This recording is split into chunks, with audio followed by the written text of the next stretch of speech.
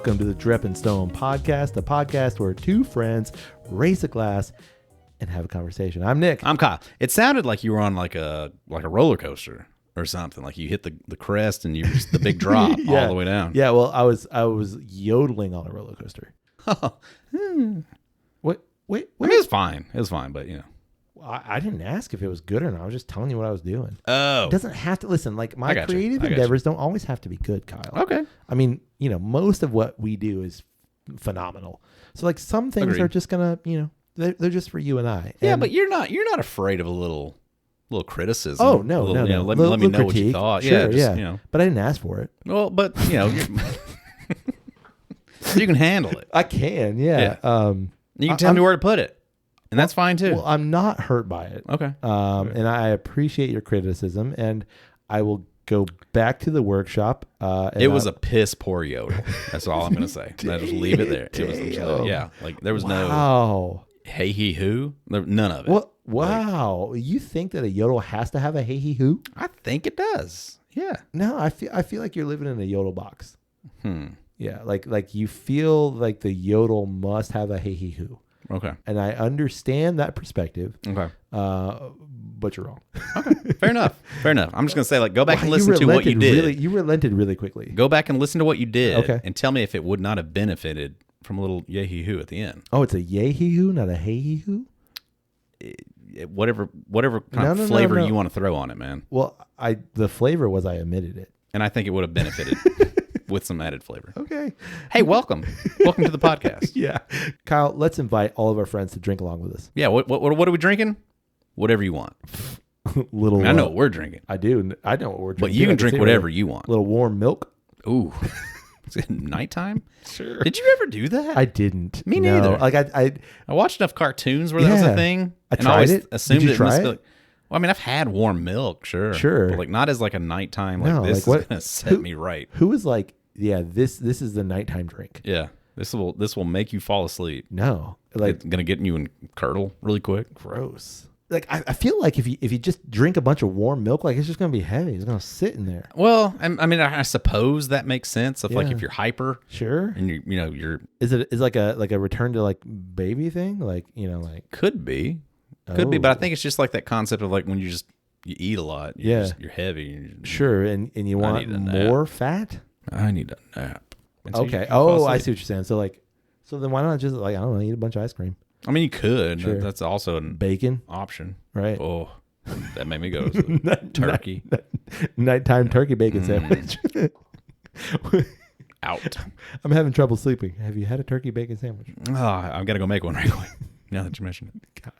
Yeah. Okay. On that note, you want to drink something? Yeah. Let's have a drink. What are we gonna have? Man, we got a bottle. We do. We got a bottle that we have been trying to get to.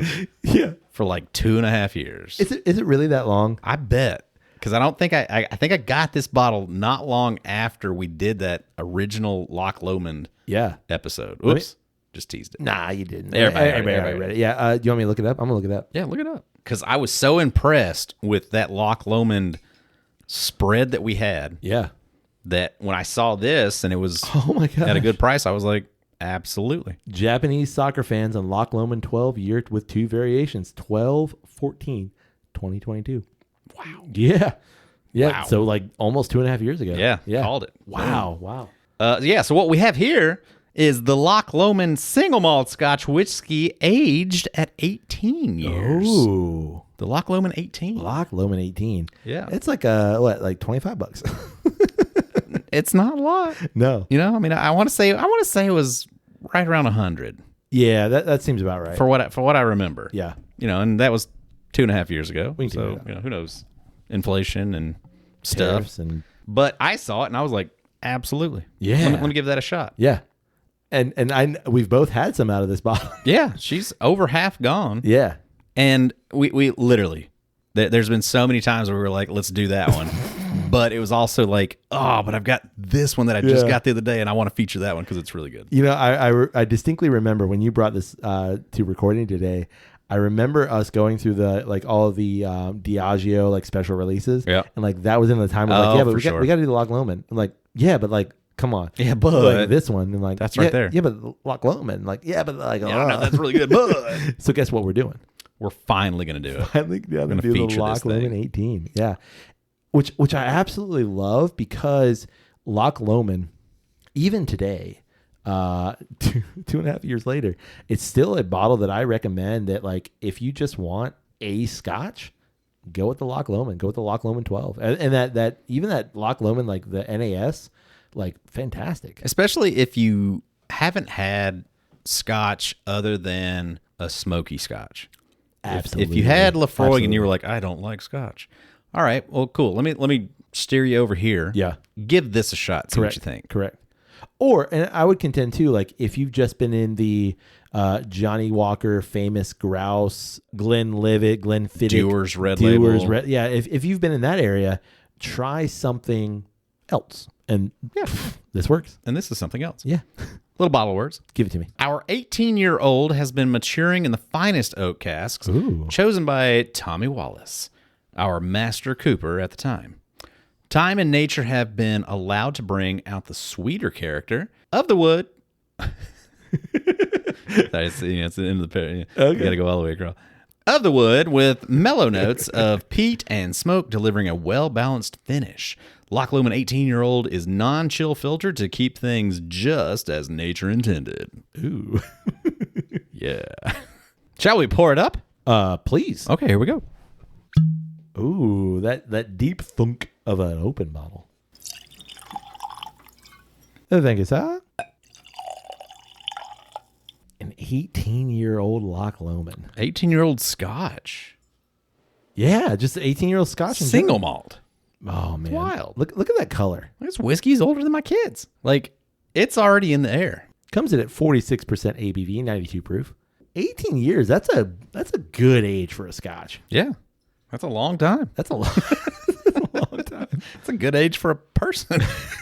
It's a great age for a dog. It's a great age for a dog. Yeah, if you got a dog, 18-year-old man. you got that's a tiny dog. Like Even trying. ain't no like mastiff living to 18, dude. Yeah, that's Like, true. You ain't never gonna see an 18-year-old Great Dane, Yeah. Yeah, like what is it? It's like an 18-year-old Chihuahua. Nah, Pekingese. I feel like they're too small. No, like Like an 18-year-old, like, I don't know, beagle. It's gotta have like some like. I feel bad for an 18-year-old beagle. like just How old's Snoopy? He's old. yeah, Snoopy's also fictional. No, it's definitely going to be what's like a Pomeranian, like in like an 18-year-old. God, could you imagine an 18-year-old Pomeranian? Jeez, just peanut brittle. Poor dog. Yeah. Like, listen, you need to. Don't touch him. Don't touch him. I'm just gonna pet him. Oh, I'm so sorry. I love the golden color, man. Like that is just beautiful Scotch. Yeah, genuinely. Like I still go to Scotch and immediately think something light. Yeah. You know, in that golden hay Yeah. kind of color. And like this color Chardonnay makes me think that they are not adding any color because, like, again, how many Scotches we've had that are like just adjacent to water. I mean, agreed. The price of the bottle makes me think that they are. Yeah, but it's 18 years old. I mean, I agree.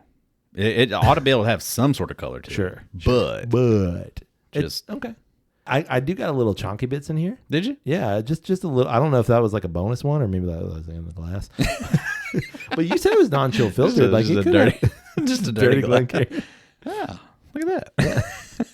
No, I would never besmirch the name of the Glencairn. It was Besmirch. besmirch. It was definitely Loch Lomond. Yeah. I mean, I think I did notice it when I was pouring. Now I don't see But it. no, I though. don't see the same thing in there. You got the one. I got the one little got it. floater. Yeah. Okay. On the nose. The first word that hits me is rich.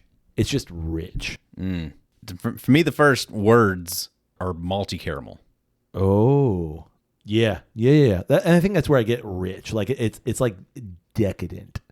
Like it's like a dark chocolate cake decadent. A lot of fruit. What fruit do you get? That is a really good question. I feel like it's a Apricot? like a fruit cake. You know, like a mix of a bunch of different fruits. Right. Not that like holiday brick that you hate. But But like it's just like I love the idea of it though. Yeah, Just well, not and the I think application. that's what I'm thinking. Like the idea of that, like it's got a lot of like malt in it, but it's also sweet. It's molassesy. It's thick. It's got some like almost like some tropical fruit, which is weird because at 18 you just think like dusty bookshop, cigar shop, maybe like pipe tobacco, and I'm not getting any of that. It's really astonishingly bright to me. Yeah, I get some vanilla cream, I get it on the back end. It's like initial bright, and then it rounds out. but I will say artificial. Yeah, Doesn't suggest like vanilla bean. it's like grandpa's. Duncan Hines. Yeah, it's like grandpa's corduroy elbow patch jacket, but grandpa's using sugar free. All right. That's stevia. Yeah, so it's like off a bit. It's pretty. It's pretty. Yeah. And it's desserty. ugh, get out of my head. Pretty desserty. Pretty and desserty. It smells very after dinner. Yeah, for sure. Yeah. All right. You doing a rolly roll? Yeah. I've rolly rolled it many times. Why do we roll it? We roll it to get that liquid and viscosity all the way up to the Yeah, rim so that's that when right. it drops back down, it releases some of those essential oils. Changes the whole profile. Yeah. I get like raw cinnamon dough. You Yes. just busted open a Yes. Pillsbury pack of cinnamon rolls. Or like, did you ever do the like the fundraisers? Like kids do like here's this like cinnamon bread fundraiser kind of thing. Like reminds me a little bit of that. Or like one that you can get in the They store. picked out of a flyer. Exactly. Give me number 22. Exactly. Like Yeah. why is it $40? Yeah, this is horrible value. But it goes to a good cause. Yeah, I'm sure it does. Sure. All right, I'm going in. All right. Oh. It's thick. Yeah. It's viscousy. Viscousy? It's viscosy. Viscousy. Now a thick. Whew. Whew. A little bready. I would go so far as to say very bready. Yeah, It reminds me of a lot of dough. a lot of like what's the pumpernickel? Like that dark like brown bread. It's like a pumpernickel bread, but it's like pumpernickel dough. It's not a well baked pumpernickel. Overproofed, maybe. It's a little dense. Yeah. A little soggy bottom. Little soggy. Florida soggy bottom too. Oh, Yeah. swampy bottom. Swampy bottom. It's Man, okay. It's okay. I think, yeah, that's exactly what I was I thinking. think that's why we haven't put it on the episode. You're not wrong. It's fine. Okay. My recollection of the 12, it's not better than the 12. I don't think so either. No, it's- I think the brightness Yeah. and the youth in the 12 Yeah. are better well suited for or against Yeah. this. I like the idea of an 18-year-old Scotch, Right.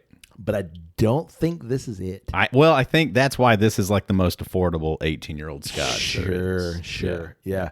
It's got a little bit of a It's got a little bit of that. What was it? That 15-year-old Dickel. Surely you still got that. I do. It's like, Oh, yeah. the age just doesn't do anything for it. Yeah. You were better at 12. Correct. Yeah, you could argue the same thing for Bunnahabhain. Yeah, no, I agree. Like, and even though I have the 18-year-old Bunnahabhain, and it's not a bad bottle to go to, that 12-year-old Bunnahabhain just far surpasses the 18. Yeah, any there's something day of about week. the electricity in that younger bottle that just it works better for Yeah. the thing as a whole. And I think here the richness that I was talking about on the nose just becomes too sweet. It just becomes like the depth of the sweet, because I do think that there is more depth. I do. I will give it that. But I think the depth of the sweet becomes like the syrup that you put on like a sundae, like the cherry syrup or like the pineapple tidbits kind of syrup. You know what I'm talking about? Pineapple. Oh yeah. Yeah, like you would put on like a banana split kind Right. of thing. And so it leans that, but like it doesn't go anywhere. It's just like sweet. And like Yeah. There's no bitter to speak of, and it says Ooh. lightly peated. Ooh, what? Does it really? That's what I read off the back Clearly, when I was paying reading attention. it too. And so I you're right. I get Okay. nothing remotely close to that. And like the only bitter is maybe like a sweet bitter, like an overly sweet bitter. But I don't even really get that. No. It's chuggable. Yeah. I think you could throw this on ice, and it's like, enjoy your sweet tea, and Correct. gone. Yeah, Like, easy. It even has like a sweet and low kind of feel to it. It does have a sweet and low nature. And granted, we This is not our first pour. No, for sure. So maybe we're working back from like a higher proof, but like even like the 92, it's on the back end, but like just like I could absolutely drink the rest of that bottle. And I don't think I would be My take is this. battling with it. I'm not disappointed by it. Like there's No, there's nothing disappointing. It's fine. It's fine. It's Yeah. it's okay. But I grabbed the 12. That's Oh yeah, just it. sure. Grab Yeah, the yeah, 12. just save you the money. Yeah, there's no. It's there's, a better drink. Yeah, you don't And you're get. going to save It's diminishing returns. $60. Easy. You know? Like you're not getting you are getting an older product, but you're not getting a better product. Mm-mm. And I don't even really think there's anything in it that makes me think, oh, there's the age. That I literally like get out of my head. Man. Sorry, man. I beat you to it. No, well, you're right. There's nothing that I'm like, oh, that's why. Right. Like, for example, when you get the 8-year Lagavulin and then you put it against the 16, or like the 11-year Lagavulin and you put it against the 16, you can taste, oh, there's the difference. Right. But here, no. Even that 8-year-old wild turkey that I've got versus like just a regular Wild 101. turkey, yeah. Like you can absolutely like, oh yeah, like there's a shift there that's from the age. That's Right. that extra 4 years right there. Yeah, and if you're not giving me a proof difference, which I don't expect, No, I don't necessarily need it. but what I'm saying is like if you're not giving me a proof difference and the age isn't making a difference, just go with the 12. Yeah, just Like that's that's it. keep that $70 in your pocket and you're good to go. Buy 3 bottles of the 12. There you go. It's good. It is good. Yeah. I'd pour that over ice cream. Oh, Be fantastic. Or with like some chocolate cake, Yeah. a little Oh, hot fudge. yeah. Like you get your like your Black Forest cake, and you just Blah, blah, blah, oh blah. yeah, All over it. What's the I think it's just called Christmas pudding, like British Christmas pudding, and like it just like boils in that like bowl forever. You put But is that like cakey? yeah, it's cakey I don't understand. Like, I mean, that's like that whole thing of like, like fries versus chips. or crisps. Sure, Yeah. I get it. It's just And then like, different but word, like pudding. right? It's just the Like sweet thing. our understanding of get pudding it. is like a whole Oh yeah, no, different concept. But what I'm I saying don't is even like, know if they even have a word for that over there. I think it's also pudding. What do they call I think it's pudding. Like, what do they call our version of pudding? I think it's pudding. It's Like it's pudding. gloop. I don't know. Well, that's That's what it is. what would you like? I'd like a bowl of Can I get gloop. some vanilla gloop? No, like so that Christmas pudding you usually put brandy. Gross. Thank you. Like you usually put brandy over the Christmas pudding and like you light it on fire and it Sure. does a whole presentation thing. Sure. I feel like you could do that with this. And like it's totally perfect. agree. And it'd be like incredible. Yeah, It's like a perfect. great little thing. Exactly. Yeah, just over a chocolate sponge cake. Oh yeah. Just let that just soak it all like up. what's the Vanilla boop on top, little Yeah. caramel drizzle. Vanilla go to gloop? town. Nah, vanilla ice cream. Okay, boop. Yeah, boop not, is not, different not than gloop. pudding. Yeah. Not pudding. Okay. Pudding? Not pudding. Where are you from? Great. Alabama. I can tell. Yeah. Yeah. Okay. All right, Kyle. Now that we've got a great pour. Yeah, you're like slowly sipping over I'm there. sorry. I'm saying you want me to drink fast? No, you're fine. You're fine. What would you like to talk about this week? I sent you over a thing through the Drip and Stone feed. Don't know if you saw it or not. I look at all of them. Really? Yeah, I don't respond to all of them, but I look at all of them, and then I go dismiss. Oh, No, I'm just kidding. No, I'm no. kidding. Guys, it's the only way that we can like put those things across to each other because you don't have personal accounts. So, No, like, not there's usually. no other way for me to like unless I like it's an extra step. Anyway, yes, I sent you a thing. Yeah. Through Instagram. Okay. It was what did they call it? The Pottery Paradox. The Pottery Paradox. Yeah. And it was this contemplation over a pottery teacher addressed his class Yeah. and split them in half and gave each side an assignment. To one side, he said, I want you to make the most perfect piece of pottery. Yeah. Let's say it's a vase. Yeah. Make the perfect vase and submit that to me. Pause. You say vase or vase? Honestly, it would depend on the circumstance. Okay. Continue. I was just curious. Just broke your brain. I got Yeah, it. I'm trying to think where would what would I do? I don't know. What would you call this? That's a. I would always say I would vase. probably say vase. Yeah, I would actually. in every occasion. I'd say Where would vase. I go vase? I would never go vase. Only if I'm in France, probably. So, and then the other side of the class, Yeah. he tasked them with making as many vases So that sounds awful. Vases. Vases. Make the vases. Sure. Make as many as possible. Sure. So it's So one side is make the perfect. Yeah, and make one side one just make as many. perfect. Yeah. The other side make as many as you can. Okay. And the outcome was Yeah. that of the ones that made as many as possible Yeah. learned their craft so much better. And ended up making A better vase. Yeah. Sace. Can we just say pot? Can we say pot instead? I guess it'd be easier. That sounds like marijuana. Maybe, but like Made a better ceramic vessel. no, it's too no. Okay, vase. But yes, they were able to make the better vase Yeah. than the ones that were tasked with making the perfect vase. Yeah, so the paradox being like if I've tasked you to make the perfect thing, then you're probably going to focus on and mull over an item to a degree where like now like you almost suffer from perfection fatigue versus if I just tell you make as many as you can. Anxiety. Yeah. If I tell you to make as many as you can, you're just pumping that stuff plow out through it. Yeah, pumping that stuff out. So like eventually I'm probably going to make a good piece. Right. And like maybe I'll take some time with another piece. Right. Yeah, like that's the inherent nature of that paradox. And yeah, I mean, it certainly relates to that whole idea of learning through failure Yes. and not focusing on the grade Yeah. per se. Just like be willing to fail as many times as you need to be able to understand the task at hand and master the thing so that now that I've got it, I can do it on repeat. Yeah. Well, I think it also speaks to the exploratory nature of creation versus like the stagnation of perfection. Evolution? Well, That was a joke. oh, You said creation, I did. and I said evolution. Sorry. The oh god, Sorry, it was really funny. I thought it was really funny, and then you just rolled right I over didn't. I didn't get it because I was in my head and I had a thought. You were in I did. creation. Correct. And I wasn't in evolution. Right. So like in the exploratory nature of creation, like you're just trying to get stuff out.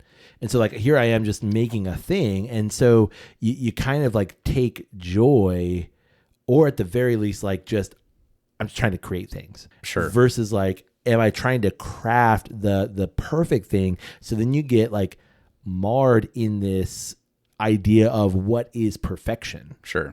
And so like if my goal is to create a poem, let's say I'm writing a poem, is my goal just to like get thoughts on paper and just write as many poems as I can? Or is it to sit there and craft the quote unquote perfect poem? In that aspect of perfection, what I'm doing is weighing my creation against all other creations that I consider perfect. Right. So then like now in my own mind, I'm never going to reach perfection because I view other things as being perfect. Oh yeah, totally. I mean, as like creative individuals, like I'm sure you can go back to different time periods where you were in a phase of both of these situations. Absolutely. And would you say that you have always garnered more understanding from that aspect of like, no, just make as many as possible? Oh yeah. Always. Not always. No, but I think like, first of all, I think like the season, like everything a season, right? Right. But like, I even think of the creative nature of our podcast. Like at one point I was so hyper focused on like, nope, it's got to sound perfect. And like I got to take out every little, I've got to take out every little like, yeah, God, I got to take that out now. That's a lot. That's a big, now leave that one in. No, It's in context. Yeah, sure. I've got to take out, every, I've got to take out every Nick stutter, every Kyle stutter. And like now, God, you just make it I'm sorry. I mean, it's just funny. It's just funny. It works right now. I know. But like now, like I will take out some of that stuff, but I've gotten better at just like, click and I can see like how our voices are on the screen. Right.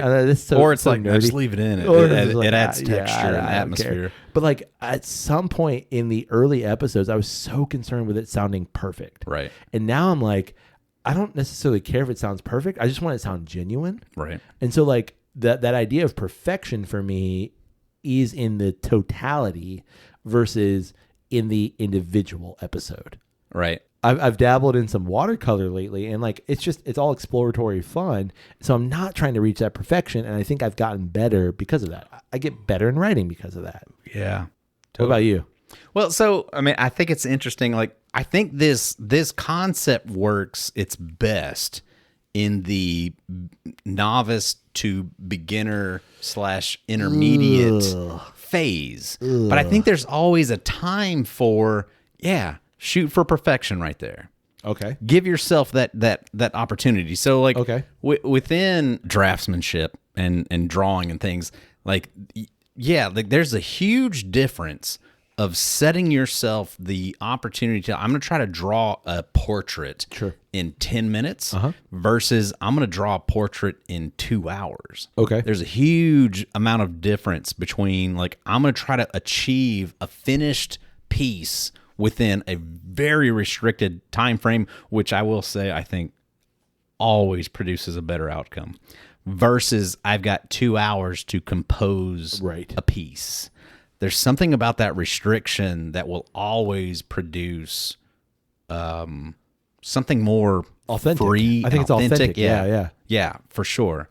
That you just, if you were given an unlimited amount of time to do, you wouldn't have gotten to. Exactly. Back to our old friend of the show, Michael Giacchino. Oh, Michael. I think we about, haven't heard from you for a while, we buddy. We haven't, buddy. Well, are you okay? Like, I know you're still you're busy. You're busy. You're doing Jurassic World is doing stuff. Like, well, it's not just that. And who whatever. But like, I think about someone like that. Yeah. Who, like, clearly, Hans Zimmer, Bear McCreary, like these composers, right? All these friends of the podcast. Exactly. Like, oh, Hans, I miss you, Hans. Reach out. Just let us know you're okay. Like, just respond to my text. Like, I know you saw it.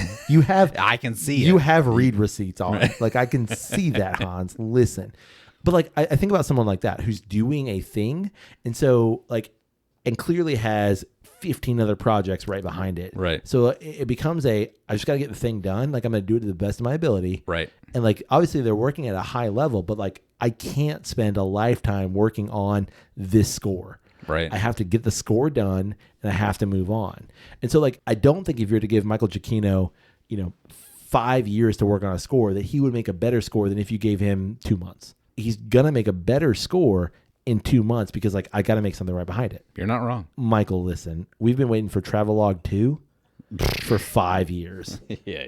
Come on, man. Come on, buddy. No, you're absolutely preaching to the choir. Yeah. I think I came to that revelation at some point of restriction creates better outcome.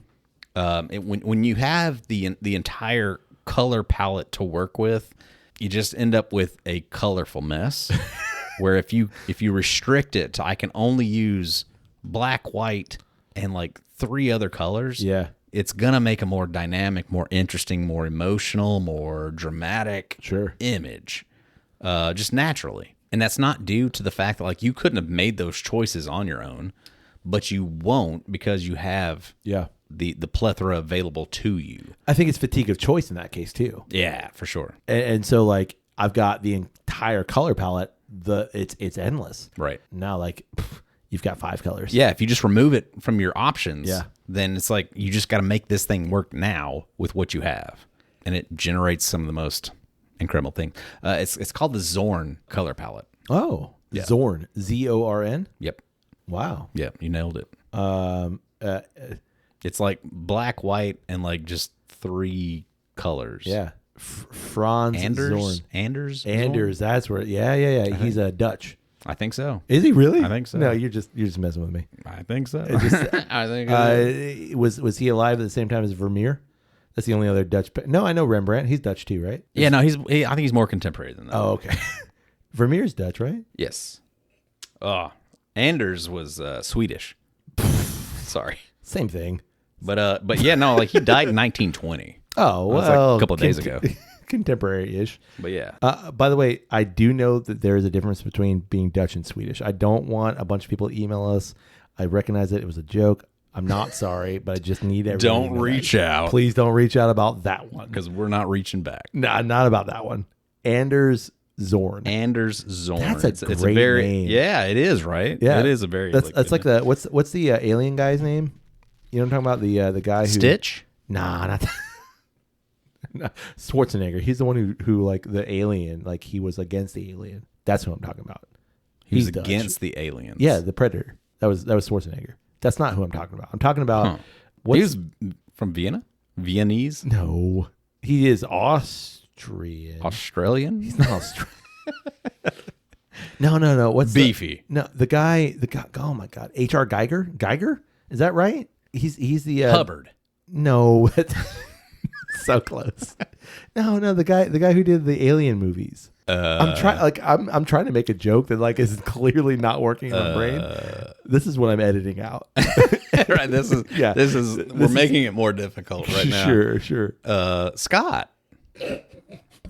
Tony Scott. Now he did Top Gun. Tony Scott did Top Gun. I think Tony did, but it's his brother. I think it's H.R. Geiger that directed the Alien, first Alien. Ridley Scott. Ridley. There it is. Ridley and Gladiator. I mean, he's got some. He's got a lot. He's got some stuff to work with. Okay, I just want to say I'm vindicated. His name is H.R. Geiger, and he is Swiss. What did he do? He did all the designs for Alien, like the Xenomorph. Oh, okay. Yeah. So, full circle. That's what I'm trying to say. Right. And I bet you that guy did a lot. Oh, sure. Like he just did a lot of alien renditions. Like Van Gogh. Sure, did a lot of Starry Nights. Just studied painted like crazy. Water lilies to no end. Didn't sell a painting in his lifetime. Did he really not? Not a single one. Wow. Even like the famous ones? No. He's Haystack, right? Like 15,000 Haystack, variations. Starry Night. Yeah. Like cafe stuff. Cafe stuff. Yeah. He's water lilies, right? No. Oh. That's okay. Monet. Vermeer. Or Monet. One of those. There's two different guys, Monet and Monet? Yeah. No. Yeah, my guy. Yeah, absolutely. Come on, you just made that up. No. You just made that up. I don't know. I was literally just in New York and in the water lily room. You're like, y'all spelled that wrong. I think it's Monet. It's Monet. Yeah, you don't have to look it up. I know it's Monet. Could be Monet. It's not. It's Monet. Are you serious? Like, yeah, it's Monet. But I'm saying like no, I really didn't know. Did you know there was two? I had no idea. There's Monet and Monet. Legit. Yeah. I had no idea. Yeah. Interesting. Monet versus Monet. It's the same. No, it's different. No, people. I can It's see it, but like people. basically, Monet versus Monet. I see that, but it's basically the same page. Like Monet did like figurative shit, sure, and Monet was like impressionistic, and right? Only did like this kind of shit. Yeah, they're alive at the same time, though, right? They were contemporaries. Yeah, yeah, they're fighting like just grudge match. Up. Like I feel like they would be in Celebrity Deathmatch, like the old MTV Celebrity Deathmatch. Yeah, but like I'll gloves off, hardcore boxing. Yeah, like for sure. Let's go for sure. You still got an ear? You still have an ear? Yeah, I'll take off that ear. Not after this fight. I'll tell you that. Correct. Yeah. I just back to the paradox. It ultimately proves that the pursuit of perfection is the folly. Like I'm not saying like don't make a thing and like try to perfect it. I'm not saying that, but I'm saying like if you focus so heavily on perfection, especially like what you mentioned early on, like that is the folly. It's no, just create things. Just get as much as you can out, and then you will start to find perfection within that. And then at some point you can, okay, I'm actually going to create the best vase that I can. And here it is as of right now. And I think that will free you as a creative in terms of like, no, this is the thing that I can make now. And I'm okay with like how I view perfection right now. I bet there's really great examples of this, but here's my theory. Okay. I'm going to say Steven Spielberg. I know him. Yeah. All right. So Pod Pal. Great friend. Yeah. The way you said friend tells me that you actually don't have him in your contacts. Great acquaintance. I know of him. I've heard of him before. Yeah. I bet the movies that he makes now, he's able to absolutely like take his time, elaborate, do the thing the way that he wants to do the thing. But I would say like, has any of the movies in the last you're making a good point. 10 years, are they any of those movies that we like absolutely cling on to as like, nope, that's great Spielberg? Nope. Or do we look back at like Jaws and Jurassic Park and those movies that E.T., were like as like things that were probably made on such a smaller budget and a time constraint and a much more time constraint and things that made such more memorable. Yeah. They made him who he was and is. It's that kind of a thing. But I'm sure there are examples of like composers or authors that absolutely are the reverse of that, of like, yes, they absolutely plowed through medium at this age, and then finally when they were to the point of let me express myself, were able to make some amazing things. I'm sure that exists, but it's like hard to think of. Whereas, like, I think it's easier to think of examples of the prior. Yeah. So in relation to that, I listened to John Green and Hank Green's podcast, and John at some point, and he's mentioned it multiple times, but at some point mentioned like the idea. You've been listening to the sex crash course?